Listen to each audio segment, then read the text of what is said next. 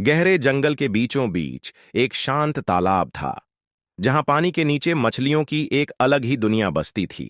इस दुनिया की रानी थी नीली, एक चमकदार नीली मछली, जिसकी बुद्धिमानी और दयालुता के कारण सभी मछलियां उसकी बहुत इज्जत करती थीं। तालाब के अलग अलग कोनों में कई तरह की मछलियां रहती थीं, कुछ छोटी, कुछ बड़ी, कुछ तेज तैरने वाली और कुछ रंग बिरंगी। तालाब के बीचों बीच एक रहस्यमयी सुनहरा पत्थर था, जिसे मछली जीवन का रत्न कहती थीं। कहा जाता था कि यह पत्थर तालाब की सुरक्षा करता है और उसकी वजह से पानी हमेशा साफ और ठंडा रहता है। लेकिन एक दिन एक लालच भरी बड़ी मछली गजरा ने उस पत्थर को हटाने का फैसला किया, क्योंकि उसे लगा कि अगर वह इसे अपने पास रख लेगी तो उसे अनोखी शक्तियां मिल जाएंगी। गजरा ने धीरे धीरे सुनहरे पत्थर को अपनी पूंछ से धक्का देना शुरू किया।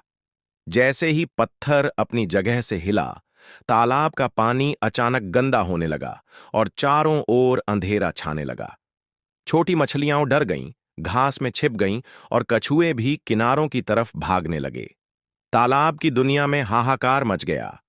जब नीली को इस खतरे का पता चला, तो उसने सभी मछलियों को इकट्ठा किया और मिलकर गजरा को समझाने की कोशिश की।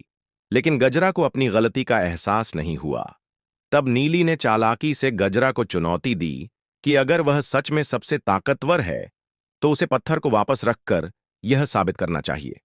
गजरा को लगा कि वह ऐसा आसानी से कर लेगी, लेकिन जैसे ही उसने पत्थर को वापस रखने की कोशिश की, उसे एहसास हुआ कि वह अकेले यह नहीं कर सकती।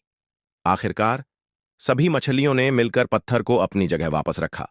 धीरे धीरे तालाब का पानी फिर से साफ हो गया और रोशनी लौट आई। गजरा को अपनी गलती समझ आ गई और उसने नीली से माफी मांगी।